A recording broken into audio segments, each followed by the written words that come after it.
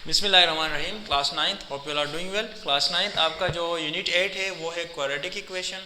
तो सबसे पहले क्वाड्रेटिक इक्वेशन को समझने से पहले क्वाड्रेटिक इक्वेशन होता क्या है हमने ये सीखना है। देखिए, क्वाड्रेटिक इक्वेशन वो इक्वेशन जिसके पास सेकेंड डिग्री हो, यानी सेकेंड डिग्री इक्वेशन को हम क्या कहते हैं, क्वाड्रेटिक इक्वेशन कहते हैं।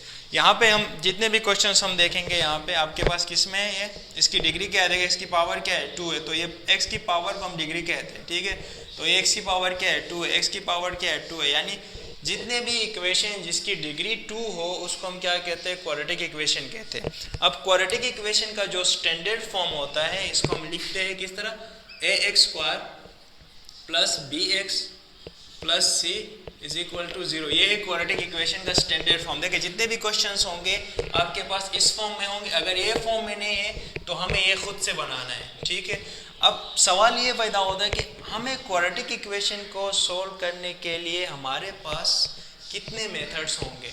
ठीक है, तो हम कितने मेथड से क्वाड्रेटिक इक्वेशन को सोल्व करते हैं।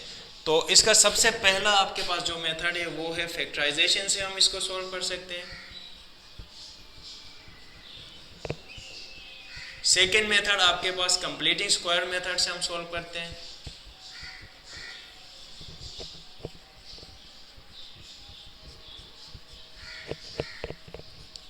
थर्ड मेथड आपके पास है हम क्वाड्रेटिक फॉर्मूला यूज करते हैं।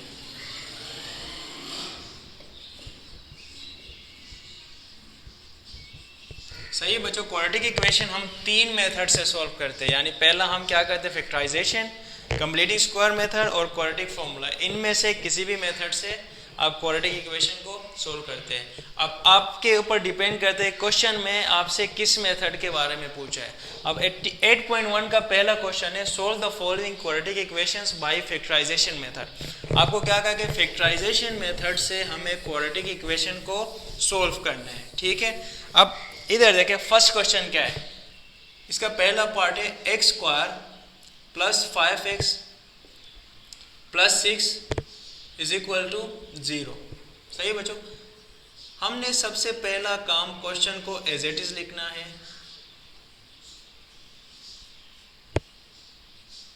अब इसके लिए हम क्या करेंगे, मिडिल टर्म ब्रेकिंग वाला मेथड हम यहाँ यूज करेंगे। मिडिल टर्म ब्रेकिंग में हम क्या करते थे, फर्स्ट टर्म को लास्ट टर्म से मल्टीप्लाई करते थे। फर्स्ट टर्म को लास्ट टर्म से मल्टीप्लाई करेंगे, आपके पास क्या आएगा, 6x² आएगा। अब इसी 6 के फैक्टर्स निकालें, 2 3 ज़ा 6, 3 1 ज़ा 3, यानी कितने फैक्टर्स आ गए आपके पास, 2 और 3। अब मुझे क्या करना है, मिडिल टर्म ब्रेक का मतलब ये कि आपने मिड टर्म को ब्रेक करना है। मल्टीप्लाई और प्लस और माइनस के बाद आपके पास as it is mid term आना चाहिए, और मल्टीप्लाई के बाद आपके पास ये जो साइड में हमने मल्टीप्लाई किया यही आना चाहिए। ठीक है, तो हमने क्या किया, x² को हमने एज इट इज रखा, 5x के जगह में हमने ये फैक्टर्स रखना है। मैंने 2x रखा, देन सेकेंड फैक्टर क्या है 3x। ठीक है, प्लस लास्ट वाला term should be as it is equal to 0।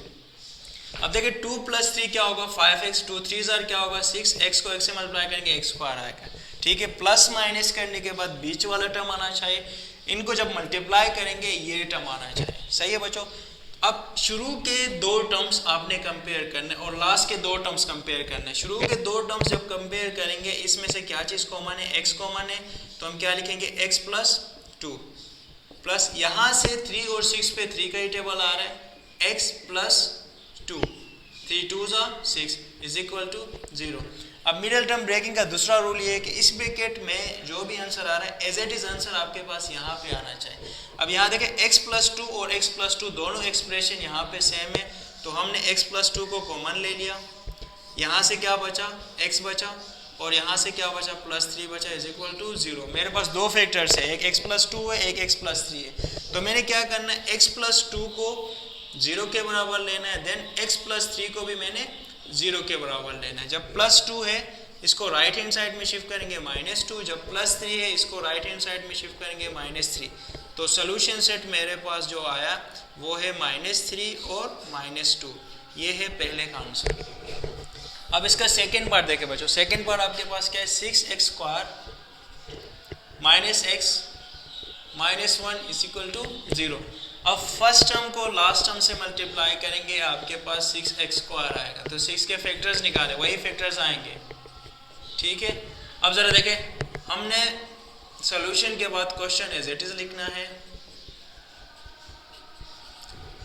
Middle term break इस फैक्टर्स रखे 6x स्क्वायर, मैंने plus 2x minus 3x minus 1 is equal to 0। देखो फैक्टर्स 3 में से 2 माइनस करेंगे माइनस 1 आएगा, 1 हम शो नहीं करते, ठीक है। शुरू के दो टर्म में से सबसे पहले 2 कॉमन आ रहा है, देन x कॉमन आ रहा है, तो क्या आएगा यहाँ पे 3x प्लस 1, पूरा टर्म कॉमन लिया तो 1 आएगा।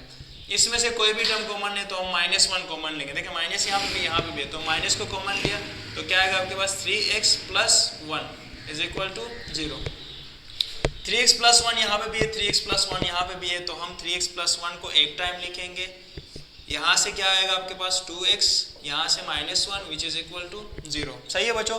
तो अब कंपेयर करना है 3x plus 1 is equal to 0, 2x minus 1 is equal to 0।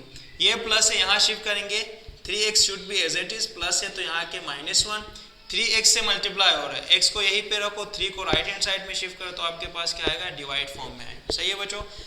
2x as it is रहेगा, माइनस है तो यहाँ के प्लस होगा, x इज इक्वल टू 1/2, यानी आपके पास सोल्यूशन सेट यहाँ पे क्या आ रहा है माइनस 1/3 और 1/2। ये है सेकेंड का आंसर। अब इसका थर्ड पार्ट देखें।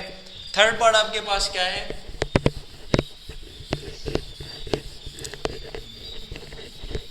थर्ड पार्ट है बच्चों x square minus 11x plus 30 is equal to 0। हमने सोल्यूशन लिखना है, लिखने के बाद क्वेश्चन एज इट इज लिखना है, इज इक्वल टू 0। अब फर्स्ट टर्म को लास्ट टर्म से मल्टीप्लाई करेंगे, 30x स्क्वायर आएगा। अब 30 के फैक्टर्स निकालें, 2 15 सा 3 5 सा।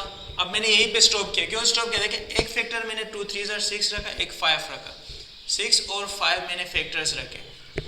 x square minus 5x minus 6x, minus minus क्या होगा प्लस, 6 प्लस 5 11 और 5 6 30, ठीक है, प्लस 30 इज इक्वल टू 0।